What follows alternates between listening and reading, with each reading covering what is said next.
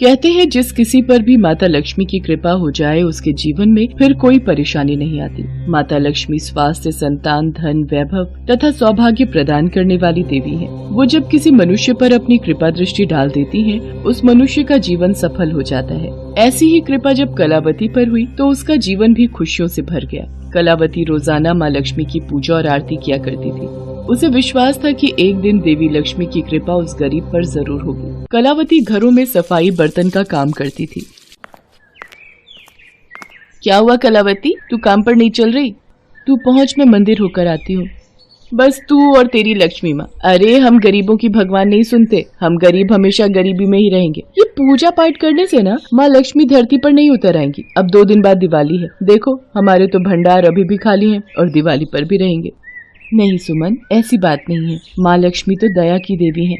उनकी पूजा करने से मन को अपार शांति मिलती है और वो अपने भक्तों के भंडार अवश्य भरती हैं। बस प्रभु के घर देर होती है पर अंधेर नहीं। कलावती माँ लक्ष्मी की पूजा करके ही काम पर जाती थी। वो उन पर बहुत विश्वास रखती थी। उसकी पूजा को देखकर भगवान विष्णु माँ लक्ष्मी से बोले, देवी लक्ष्मी, आपकी भक्त कलावती आप पर बहुत विश्वास करती है। आपको अपनी भक्त के विश्वास को सिद्ध करना चाहिए।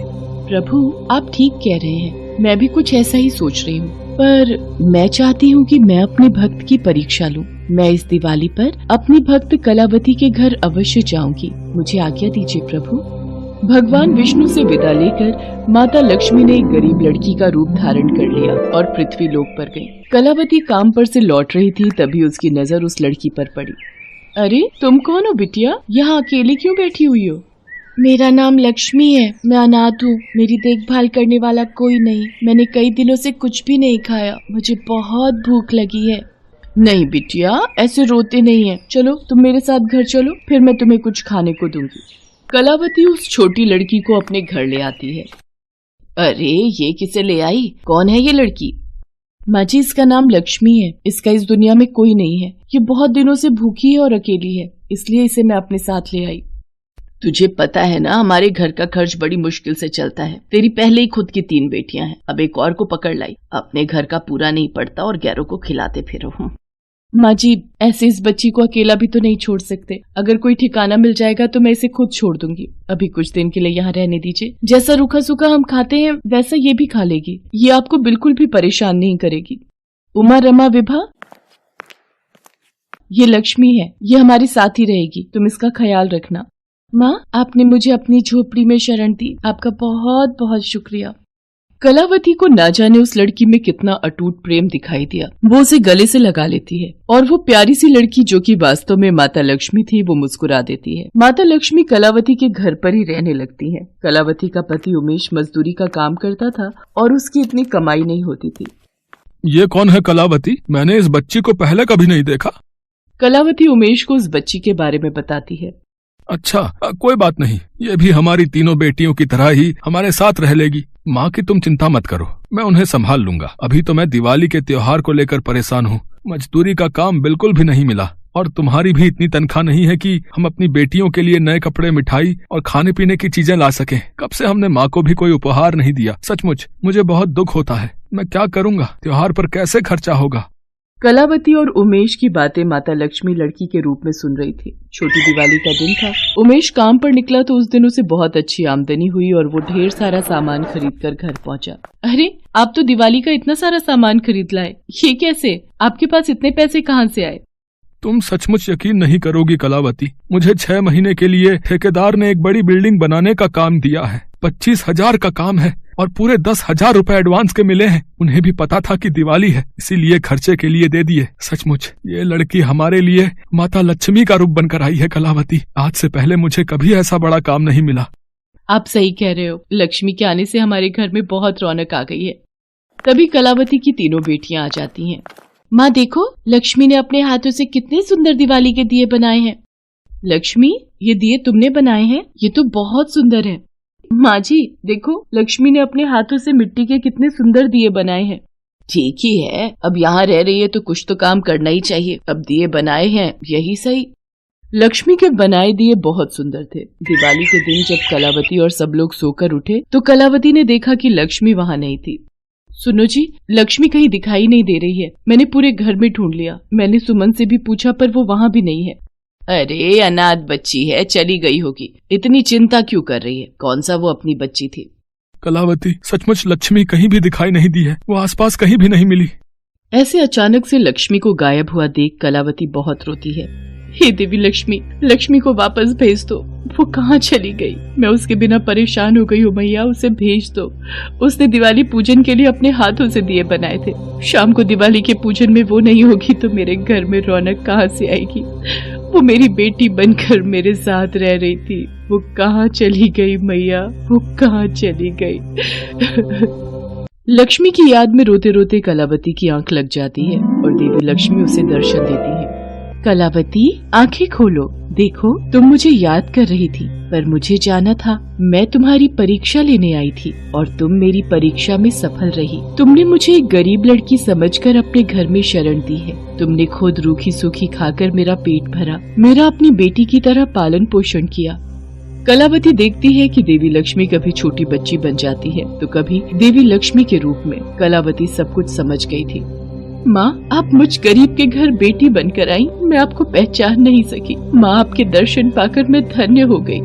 कलावती, मैंने जो दिए तुम्हें दिए हैं, आज पूजन में उन दियों को जलाकर घर के प्रत्येक कोने में रख देना। तुम्हारे घर में धन के भंडार भरे रहेंगे।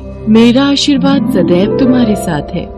इतना कहते ही देवी लक्ष्मी अंतर ध्यान हो गई और कलावती की आंख खुल गई। उसने ये बात घर में सबको बताई। अब तो कलावती की सास की आंखों में भी आंसू आ गए। वो अपने किए पर बहुत शर्मिंदा थी। रात को लक्ष्मी पूजन में कलावती ने माँ लक्ष्मी के द्वारा बनाए दिए जलाए। कलावती देखती है जिस कोने में भी दिए जले थे वहाँ पर सोने के सिक्कों का ढेर लग जाता है। सचमुच दिवाली के दिन कलावती पर माँ लक्ष्मी की असीम कृपा हो गई थी। उस दिन से कलावती के घर में सुख समृद्धि धन वैभव का वास हो जाता है। सुमन ने भी जब ये बात सुनी तो उसे भी अपने ऊपर बहुत पछतावा हुआ और उस दिन से उसने भी भगवान पर विश्वास करना शुरू कर दिया।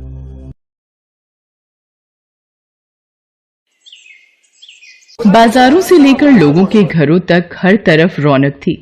दिवाली जो आने वाली थी। खास तौर पर बच्चों को दिवाली का बड़ी ही बेसब्री से इंतजार था। लेकिन इस सब के बीच सरजू के घर मायूसी थी। उसके दोनों बच्चे नंदू और पिंकी अपने टूटे फूटे घर की खिड़की से बाहर झांकते हुए सरजू का इंतजार कर रहे थे। फिर सरजू को आता देखकर वो दौड़कर उसके पास जाते हैं। बाबा आ गए, बाबा आ गए। हाँ हाँ, आ गया मेरी गुड़िया, आ गया। बाबा चलो जल्दी घर चलो, आपसे कुछ बात करनी है, बहुत जरूरी। सरजू दोनों बच्चों के साथ अपने घर के अंदर जाता है और फिर नंदू सूरज को पानी लाकर देता है।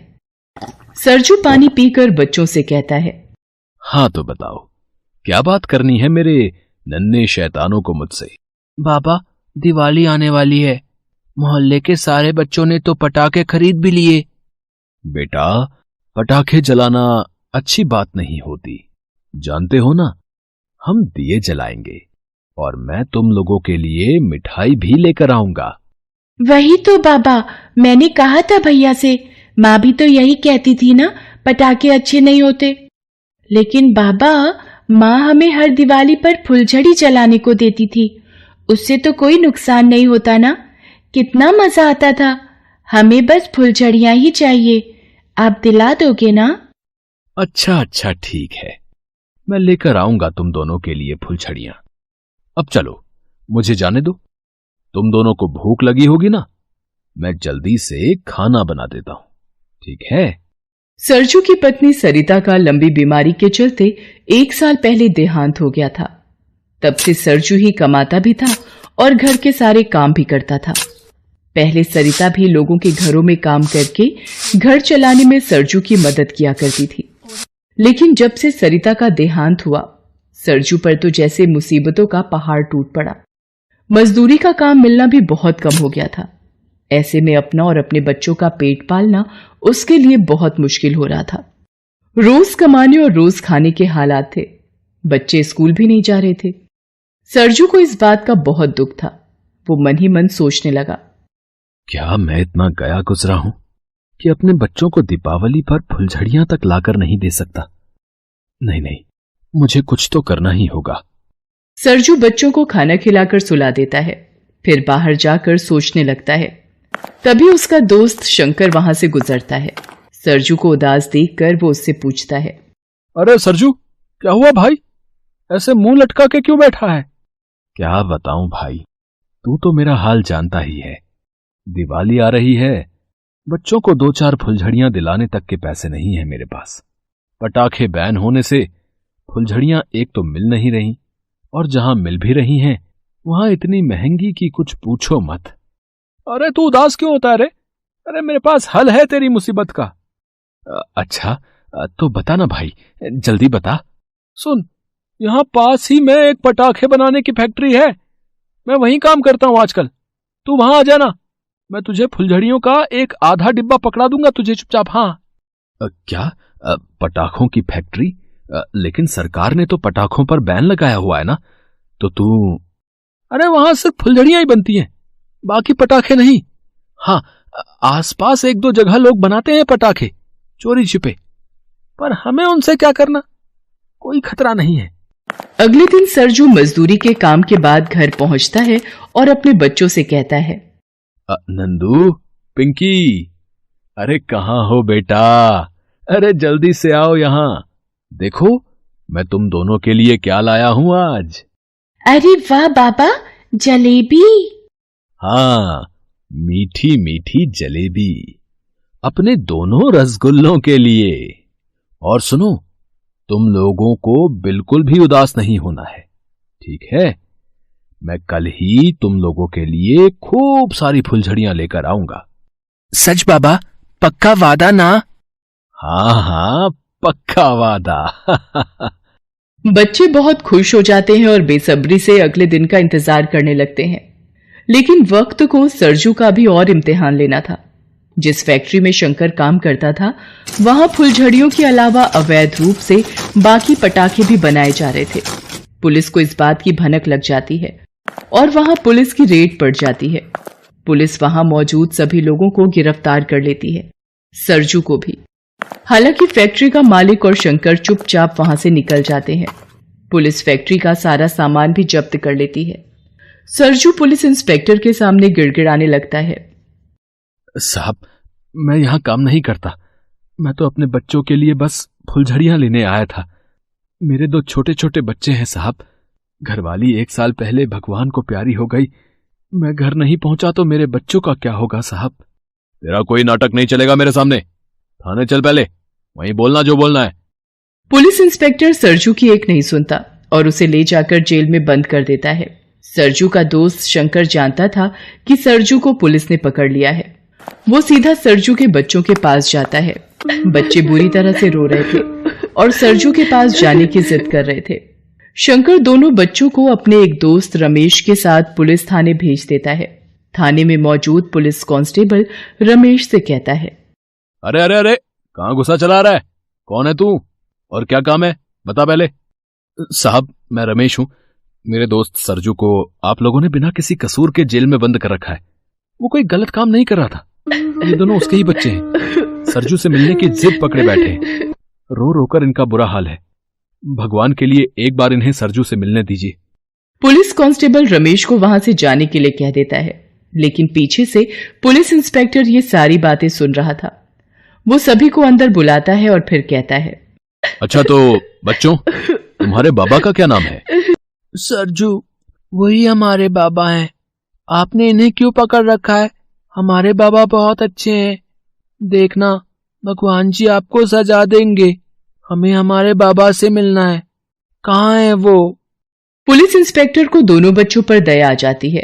वो बच्चों को सरजू से मिलने की इजाजत दे देता है।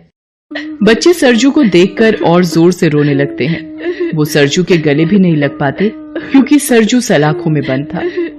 नन्ही पिंकी रोते हुए सरजू से कहती है, बाबा, आपको इन लोगों ने क्यों बंद करके रखा है? आप तो हमारे लिए फुलझड़ी लेने गए थे ना। नहीं चाहिए, मुझे फुलझड़ी नहीं चाहिए। बस आप आ जाओ हमारे पास। हाँ बाबा, हमें कुछ नहीं चाहिए, दिवाली भी नहीं मनानी। माँ भी चली गई हमें छोड़कर। आप आ जाओ, बाहर आ जाओ बाबा, घर चलो ना। अपने बच्चों की ये हालत देखकर सरजू की आंखों में आंसू आ जाते हैं। वो भी अपने बच्चों को गले लगाना चाहता था। वो बच्चों को समझाता है। आऊंगा बेटा, मैं जल्दी बाहर आऊंगा। मैंने कुछ गलत नहीं किया। नंदू, तुम बड़े हो ना बेटा, जब तक मैं घर नहीं आ जाता तब तक तुम्हें ही पिंकी का ख्याल रखना होगा। हिम्मत रखना बेटा, भगवान सब ठीक करेंगे। बच्चों और सरजू को इस तरह रोता देखकर पुलिस इंस्पेक्टर को दया आ जाती है। वो सरजू से कहता है, देखो सरजू, मैं तुम्हारी बात पर भरोसा तो करना चाहता हूँ, लेकिन मेरी भी मजबूरी है। तुम्हें कुछ तो सबूत देना होगा अपनी सच्चाई का। तुम्हें साबित करना ही होगा कि तुम उस फैक्ट्री में काम नहीं कर रहे थे। सरजू चाहकर भी अपने दोस्त शंकर के बारे में पुलिस को नहीं बता पाता। वो इंस्पेक्टर से कहता है, साहब, मेरा भगवान जानता है कि मैंने कुछ गलत नहीं किया। मुझे तो बस अपने बच्चों के लिए 2-4 फुलझड़ियां चाहिए थी, बस इसीलिए वहां गया था मैं। फिर भी आप मुझे जो चाहे सजा दे दो साहब, बस मेरे बच्चों को देख लो, उन्हें खाना खिला दो, वो बेचारे भूखे हैं साहब। इंस्पेक्टर को सरजू और उसके बच्चों पर दया आ जाती है। वो सरजू पर भरोसा कर लेता है और उसे जेल से रिहा कर देता है। वो सरजू के खिलाफ कोई रिपोर्ट भी नहीं लिखता। दोनों बच्चे सरजू के गले लग जाते हैं। फिर सरजू हाथ जोड़कर पुलिस इंस्पेक्टर से कहता है, बहुत बहुत शुक्रिया साहब, भगवान आपका भला करे। सरजू अपने दोनों बच्चों को साथ लेकर घर जाने लगता है, लेकिन तभी इंस्पेक्टर उसे रोकते हुए कहता है, अरे सुनो तो सही, बच्चों के लिए फुलझड़ियां लेने गए थे ना, तो लेकर नहीं जाओगे? जी मतलब साहब। अरे भाई, सारी फुलझड़ियां तो हम उठा कर ले आए, अब कहां से लाओगे? ये लो बच्चों, बस एक पैकेट दे रहा हूं, संभल कर जलाना अपने बाबा के साथ। और ये लो, ये खाना घर जाकर खा लेना, ठीक है? अब तो मैं अच्छा अंकल बन गया ना? अब तो भगवान जी मुझे सजा नहीं देंगे ना? नहीं देंगे, हम भगवान जी से बोलेंगे कि आपको माफ कर दें। पिंकी की बात सुनकर पुलिस इंस्पेक्टर मुस्कुरा देता है और दोनों बच्चों के सिर पर हाथ फेरकर सरजू को घर जाने के लिए कहता है। सरजू दोनों बच्चों को लेकर घर वापस आ जाता है। शंकर पहले से ही सरजू के घर पर था। वो हाथ जोड़कर सरजू से कहता है, मुझे माफ कर दे भाई, मेरी वजह से तू इतनी बड़ी मुसीबत में पड़ गया। पर भाई, तूने पुलिस को मेरे बारे में कुछ बताया तो नहीं ना? नहीं बताया, मेरे साथ जो हुआ वो गलती से हुआ, पर तू जो कर रहा था वो जानबूझकर कर रहा था। शंकर, वादा कर, अब उस फैक्ट्री में काम नहीं करेगा तू। हम मिलकर कुछ ना कुछ कर लेंगे भाई, बहुत मेहनत करेंगे। हाँ भाई, तू ठीक कह रहा है, मैं वादा करता हूं तुझसे। भगवान का शुक्र है कि पुलिस ने तुझे छोड़ दिया, वरना मैं खुद को कभी माफ नहीं कर पाता रे। सरजू शंकर को गले लगा लेता है। अगले दिन दिवाली थी। सरजू ने अपने बच्चों के साथ खुशी से त्योहार मनाया और दोनों बच्चों के साथ मिलकर फुलझड़ियां जलाईं। फुलझड़ियों की चमक से ज्यादा दोनों बच्चों की आंखों में चमक थी।